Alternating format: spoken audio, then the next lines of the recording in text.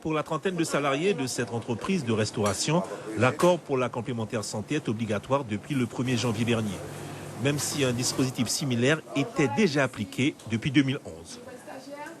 Pour nous, dans le secteur de la restauration, ce n'est pas une nouvelle donne, puisqu'elle est obligatoire depuis 2011.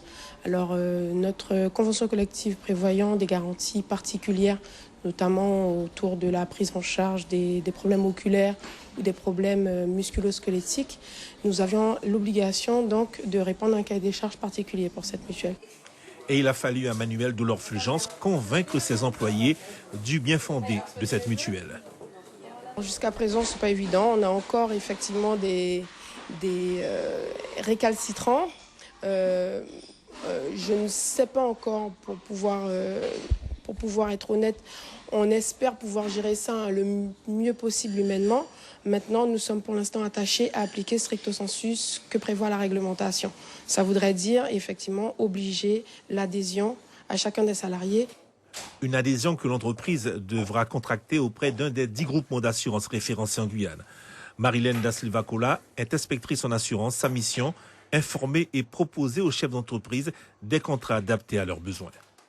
Notre démarche, elle est justement dans un premier temps de rencontrer le chef d'entreprise pour lui apporter ce type d'informations.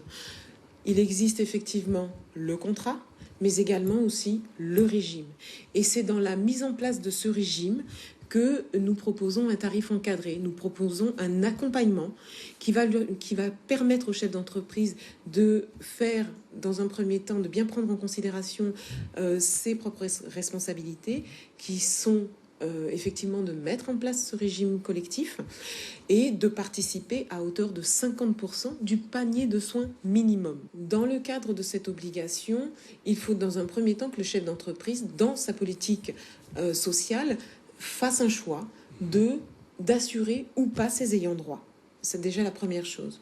Une fois qu'il aura déterminé ce choix, qu'il nous aura en tout cas fait part de ce choix, nous serons amenés après à lui faire une présentation du contrat le plus adapté, parce que cela dépend aussi du niveau de garantie qu'il souhaite apporter à ses salariés.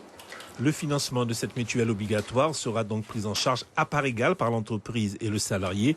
Le coût moyen d'une adhésion à cette complémentaire santé varie entre 20 et 40 euros.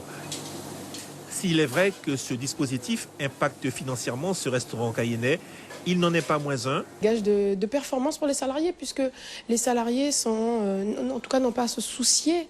Pour beaucoup, on sait très bien, le coût de la vie est devenu tellement élevé. Certains n'ont pas les moyens d'avoir une mutuelle, on le sait. Bien qu'en France, nous ayons déjà de la chance de pouvoir bénéficier de la prise en charge à 70% des soins pour la plupart. Mais nous estimons vraiment que c'est un plus pour les collaborateurs. Les collaborateurs peuvent venir travailler en toute quiétude en sachant qu'ils sont couverts. Les très petites entreprises de Guyane ont jusqu'au 31 janvier pour se mettre à jour de cette mutuelle santé obligatoire. Passé cette date, elles seront en infraction et risquent des poursuites.